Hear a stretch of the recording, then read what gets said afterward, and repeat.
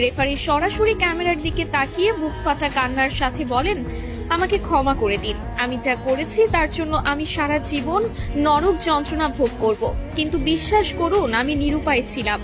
আমাকে ওপর থেকে কঠোর নির্দেশ দেওয়া ছিল যেভাবেই হোক স্পেনকে ম্যাচ জেতাতে হবে। আমি শুধু সেই নির্দেশ পালন করেছি মাত্র। রেফারির এই একটি মাত্র বাক্য মুহূর্তের মধ্যে পুরো বিশ্ব মিডিয়ায় দাবানলের মতো ছড়িয়ে পড়ে। সারা বিশ্বের ফুটবল বোদ্ধা থেকে শুরু করে সাধারণ ভক্তরা রীতিমতো স্তব্ধ হয়ে যান। তিনি আরো ভয়ঙ্কর সব গোপন তথ্য ফাঁস করে বলেন, ম্যাচের আগের রাতেই আমার হোটেল রুমে থাকা ল্যান্ডলাইনে একটি গোপন কল আসে। আমি ফোন তুলতেই ফিফার ভেতরের একটি শক্তিশালী সিন্ডিকেট এবং আন্ডারওয়ার্ল্ডের বেটিং মাফিয়াদের এক শীর্ষ কর্মকর্তা আমাকে পরিষ্কার ভাষায় হুমকি দেন। তিনি বলেন, যদি স্পেন এই ম্যাচ না জেতে তবে আমার রেফারিং ক্যারিয়ার চিরতরে শেষ করে দেওয়া হবে। শুধু তাই নয়, তারা আমার স্ত্রী এবং সন্তানদের ঠিকানার কথা হুবহু উল্লেখ করে তাদের জীবনের ওপরও বড়সড় ক্ষতি করার হুমকি দিয়েছিল। আমাকে পরিষ্কার ভাষায় বলা হয়েছিল, যদি তুমি কাল মাঠে আমাদের কথা মতো কাজ না করো তবে তোমার পরিবারের লাশও কেউ খুঁজে পাবে না। ইউরোপিয়ান ফুটবলের ওই কালো টাকার সিন্ডিকেট কোনোভাবেই মেনে নিতে পারছিল না যে লাতিন আমেরিকার একটি দল টানা 2 বার বিশ্বকাপ নিয়ে যাবে। আমাকে বলা হয়েছিল যে কোনো মূল্যে যে কোনো অজুহাতে আর্জেন্টিনার খেলোয়াড়দের চাপে রাখতে হবে, তাদের স্বাভাবিক খেলা নষ্ট করে দিতে হবে।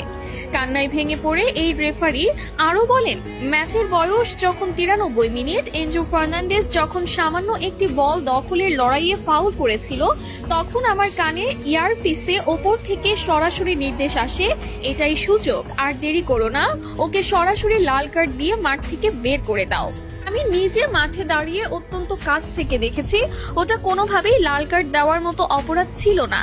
আমি চেয়েছিলাম অন্তত VAR চেক করতে, কিন্তু আমাকে এয়ারপিসে VAR দেখতেও কঠোরভাবে নিষেধ করা হয়।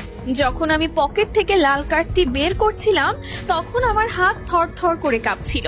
এনজো যখন অবাক দৃষ্টিতে আমার দিকে তাকিয়েছিল তখন আমার মনে হচ্ছিল আমি মাটির নিচে মিশে যাই। 10 জনের আর্জেন্টিনা যখন বীরের মতো লড়ছিল, ডি পল আর ম্যাক অ্যালিস্টাররা যখন নিজেদের শরীরের শেষ রক্তবিন্দু দিয়ে স্পেনের একের পর এক আক্রমণ ঠেকাচ্ছিল, তখন আমি নিজেই ভেতর থেকে কুড়ে কুড়ে খাচ্ছিলাম। আমি স্পেনের অনেক বড় বড় ফাউল ইচ্ছা করে এড়িয়ে গেছি, কারণ আমার উপর নির্দেশ ছিল প্রতিটা 50-50 ডিসিশন স্পেনের পক্ষে দেওয়ার।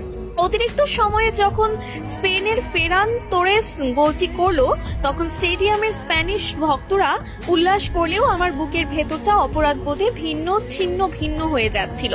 চরম আক্ষেপের সুরে রেফারি আরো বলেন, ম্যাচ শেষে যখন দেখলাম লিওনেল মেসি মাঠের মধ্যে বসে শিশুর মতো কাঁদছে, লিয়ান্ড্রো পারদেস রাগে ফেটে পড়ে হাতাহাতি করছে, এনজো ড্রেসিং রুমে বসে হাহাকার করছে, তখন আমার মনে হচ্ছিল আমি যেন একজন খুনির চেয়েও অধম। আমি ফুটবলের ঈশ্বরকে কাঁদিয়েছি। মেসি যখন শূন্য দৃষ্টিতে আমার দিকে তাকিয়ে মাঠ ছাড়ছিল, ওই চাহনি আমার বুকে তীরের মতো বিঁধেছে। গত কয়েক রাত আমি এক মুহূর্তের জন্য 2 চোখের পাতা এক করতে পারিনি। চোখ বন্ধ করলেই আমি মেসির সেই কান্নার দৃশ্য দেখতে পাচ্ছিলাম। এনজো ফার্নান্ডেজ যখন লাইভে এসে কাঁদছিল এবং বলছিল যে সে কোনো ফাউল করেনি, তখন আমার বিবেক আমাকে বিষাক্ত সাপের মতো দংশন করছিল। জীবনের ঝুঁকি নিয়ে রেফারি সবার সামনে আকুতি জানিয়ে বলেন, আমি জানি এই সত্যিটা বলার পর আমার ক্যারিয়ার আজ থেকেই শেষ হয়ে যাবে। হয়তো আমার জীবনের ওপরও হুমকি আসবে। ফিফার মাফিয়ারা আমাকে শান্তিতে থাকতে দেবে না। আমি জানি না কাল সকালে আমি আর বেঁচে থাকবো কিনা, কিন্তু আমি আর এই মিথ্যার বিশাল বোঝা বুকে নিয়ে বাঁচতে পারছিলাম না।